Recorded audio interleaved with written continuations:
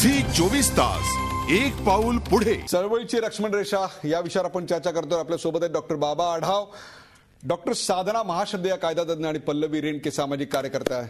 पहिल्या ब्रेकमध्ये जाण्यापूर्वी मी साधना एक प्रश्न विचारला होता आणि तो म्हणजे 376चं कलम म्हणजे नेमकं काय आणि त्यापेक्षा सुद्धा यातला आरोपी फरार होणं यातनं काय गुंतागुंत होऊ शकते. विशेषतः लक्ष्मण मानन सारखा अत्यंत प्रतिष्ठित पद्म पुरस्कारानं विजेता, साहित्य अकादमी पुरस्कारानं विजेता, त्याहीपेक्षा सुद्धा आमदार असलेली आणि एका भटक्या विमुक्त महामंडळाचा अध्यक्ष असलेली व्यक्ती यात गुंतलेली आहे.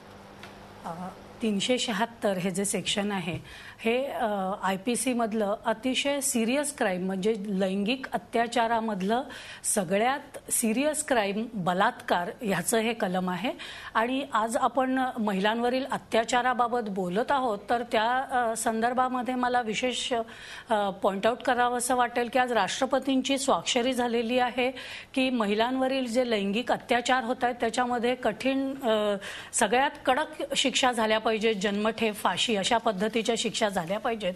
आणि अशा पद्धतीचा सगळ्यात सिरियस क्राईम हा बलात्कार आहे. सेक्शन 376 आहे ज्याच्यामध्ये एखाद्या महिलेबरोबर जबरदस्तीने शरीर संबंध प्रस्थापित केला जातो, तिची संमती न घेता शरीर संबंध प्रस्थापित केला जातो किंवा संमती ही तिच्यावर कोणत्या तरी प्रकारचं दडपण आणून किंवा आत्ताच्या केसमध्ये लक्षात घेता प्रेशराईज करून तिच्याकडनं जर संमती घेतली गेलेली असेल तर तो बलात्कार ठरू शकतो. मॅडम मला तुम्हाला इथे थांबून एक प्रश्न असा विचारायचा आहे की जो सर्व प्रेक्षकांच्या मनात निश्चित आहे तो म्हणजे एकदा दोनदा बलात्काराची घटना झालेली आपण समजू शकतो, काही महिने आपण एखाद्या स्त्रीवर बलात्काराची घटना समजू शकतो, परंतु समाजात वावरणाऱ्या, कारागृहात नसलेल्या, कोंडवाड्यात नसलेल्या अशा प्रकारच्या 5-5 महिला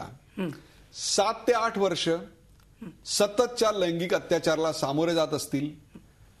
मी हे मान्य करतो की त्यांच्या मागे कुठलीही आर्थिक पार्श्वभूमी नव्हती, शिक्षण नव्हतं, त्या एक प्रकारे दबलेल्या होत्या. बरोबर. 7 वर्ष त्या 10 वर्ष जवळपास 10 वर्षांतरे आरोप होत आहेत.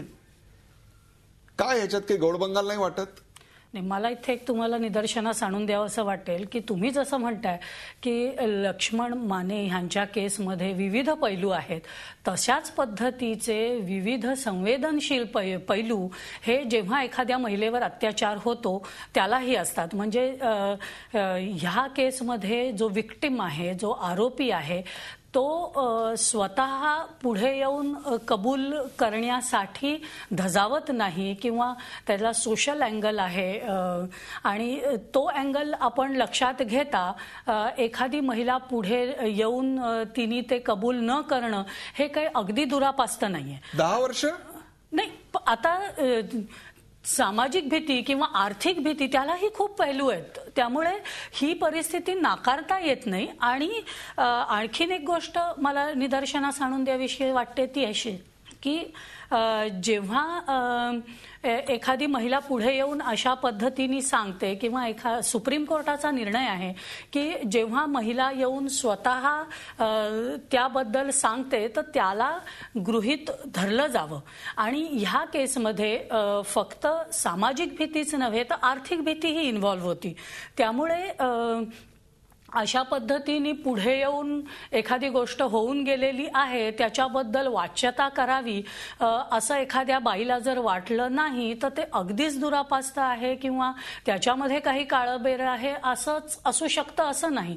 ह्याच्यात जरी 1% जरी तथ्य आहे असं आपण मानलं तरी हा अतिशय सिरियस क्राईम आहे आणि त्या दृष्टीने त्याचं इन्व्हेस्टिगेशन झालं पाहिजे. आता आपण जसं मगाशी उल्लेख केलात की 10 दिवस ही 10 वर्ष नाही 10 वर्ष 10 दिवस फरार आहेत, 10 दिवस ते फरार आहेत किंवा 10 दिवसापूर्वी त्यांनी त्यांच्या विरुद्ध तपास चालू आहे तर तरी सुद्धा जर ते सापडत नाहीयेत तर तो ऍडमिनिस्ट्रेशनचा फेल्युअर आहे असंही म्हणता येऊ शकतं त्या बाबतीमध्ये. म्हणजे जसं आज आपण स्वागत करतोय की लेजिस्लेशननी महिलांवरती अत्याचार करणाऱ्यांना कडक शिक्षा दिली तर एवढं करून महिलांना संरक्षण मिळणार नाहीये. त्यामुळे यातली केसमधली गुंतागुंत वाढते.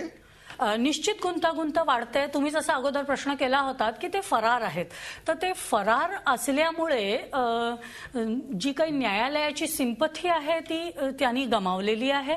आणि आणखीन मला एक निदर्शनास आणून दे, आणि त्याच्यामुळे जेव्हा ते बेल घेण्यासाठी येतील किंवा ह्या गोष्टींमधील गुंतागुंत लक्षात घेता, जसं मगाशी रेणकेताई म्हणाल्या की एक फॅक्ट फाइंडिंग कमिटीच स्थापन करायला हवी, तर जसं लेजिस्लेशननी कायदा केला, ऍडमिनिस्ट्रेशन मात्र फेल होताना दिसतंय. पण त्याच वेळेला न्याय व्यवस्थेमध्ये सुद्धा अशी एखादी समिती स्थापन व्हावी, कारण पोलीस प्रोसिक्युटर जो काय असतो त्याच्यावरती खूप कामाचा भार असतो आणि दोष त्याच्यावर प्रूव्ह हा पुराव्यानी होतो. आणि त्या पुराव्या अभावी निर्दोष मुक्तता हे कन्व्हिक्शन मधलं जे काही दुर्भाग्यपूर्ण चित्रण आहे ते जर हटवायचं असेल तर अशा पद्धतीच्या केसेसमध्ये, आता असंही आपण म्हणू शकतो की जसं निर्भयाच्या केसमुळे जे काही सामाजिक प्रबोधन झालंय तर त्याच्यामुळे ही महिला पुढे आल्या, असं जर म्हटलं तर त्या सामाजिक प्रबोधनाचं हे एक चांगलं फलित आहे असंही म्हणता येऊ शकेल. एक छोटासा असा प्रश्न पुढे येतोय की याच्या तपासाची मागणी जी आहे ती अशा रीतीनं पुढे येते की पोलिसांनी तपास करण्याच्या ऐवजी तो सीआयडीनी करावा अशी मागणी आता पुढे येते. डॉक्टर बाबाडा, आपलं यावर मत काय आहे? मला वाटत नाही की यामध्ये काही पोलिसातल्या सीआयडीच्याकडे दिलं आणि इकडे राहिलं, कारण प्रक्रिया ती समान. जी मी माहिती मिळवली, मी स्वतः काही वकील नाहीये, परंतु मला जी माहिती मिळाली त्याप्रमाणे असं आहे, प्रक्रिया ती सारखीच असते. झी 24 तास, एक पाऊल पुढे.